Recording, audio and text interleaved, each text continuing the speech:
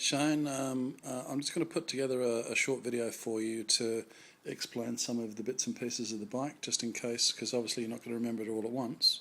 So with this part I'll just go over the some of the core bits and pieces. So obviously throttle, which you're well aware of. There is adjustment here for each carburetor. That just takes up the slack of the cable. They're well adjusted at the moment, so you shouldn't need to touch them for quite a while, really. This is front brake. There's nothing really that needs adjusting down here until you need new brake shoes within the drum, but it's again they're fairly good now, so it should be a while before you need that. This is the adjustment for the clutch. It's very straightforward. Just literally adjust the knurl to your own preference. Again, it's well adjusted at the moment. And ditto for the front brake. If you feel as though you need a bit more pinch on the brake, that's basically locking up the front wheel when you pull it in tight. So again, you should be fine. Foot brake.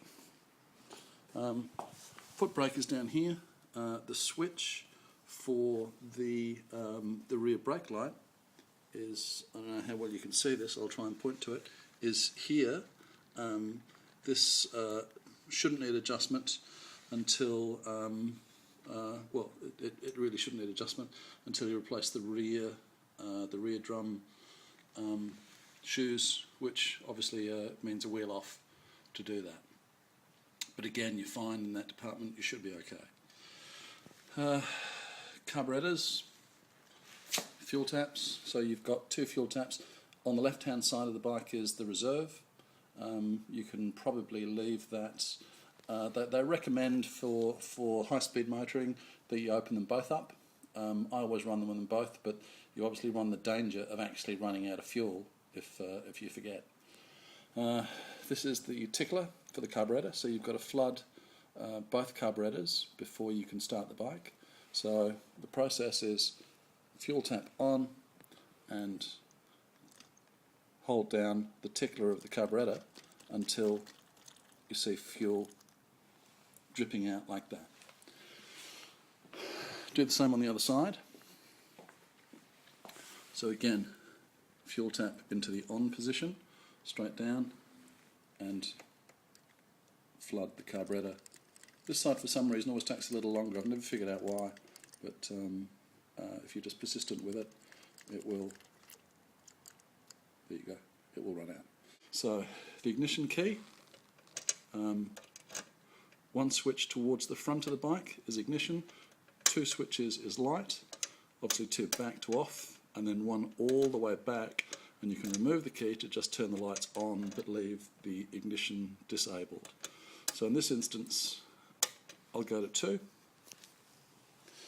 then start the bike. So just hold on while I move the camera.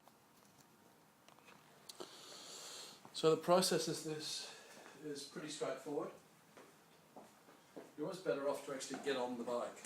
So get on the bike, get it onto the back wheel, and then stand up, engage the clutch with your hand, and with your foot just gently push through, and you'll feel it release. That means that the clutch plates have separated and you won't take off. So then come up, feel the compression, bit of acceleration,